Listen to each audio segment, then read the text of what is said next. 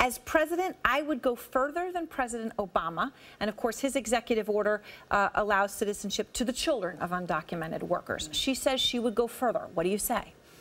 Well, unfortunately, I think she's pandering. I think we need to start with some basics. You know, we need to secure the border. It hasn't been secured under George W. Bush or Barack Obama. It needs to be secured because the problem just keeps getting worse if we don't secure it. By the way, we should secure the northern border as well as the southern border.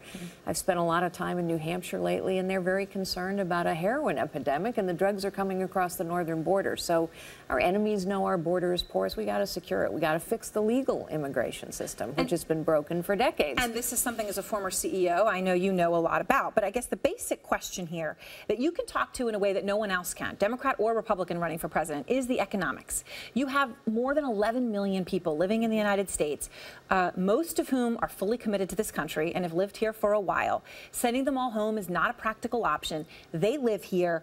The argument is, if they are legalized, it is better for the economy. You're the only person with the standing to have a point of view on that. Is it better for the economy? I think that's totally unclear. And I also think the people who worked hard to earn citizenship the right way are fully committed to this country.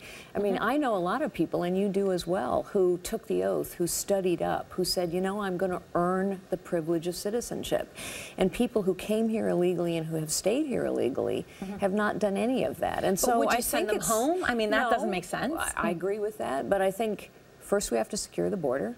Then we have to fix the legal immigration system. And finally, for those who have come here illegally and stayed here illegally and who haven't committed crimes, they can earn, in my view, a path to legal status. Their children perhaps can become citizens.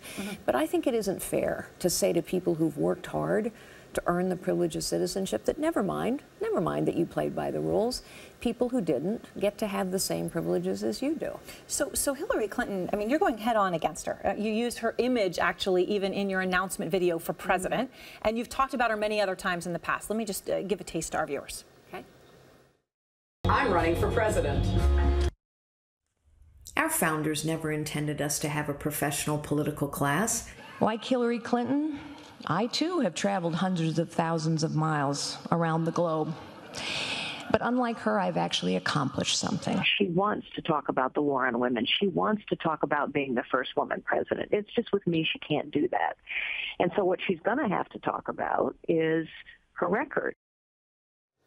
It's you and her, the two women. You have something no other Republican candidate has, right? Your gender. Do the optics of woman versus woman help you?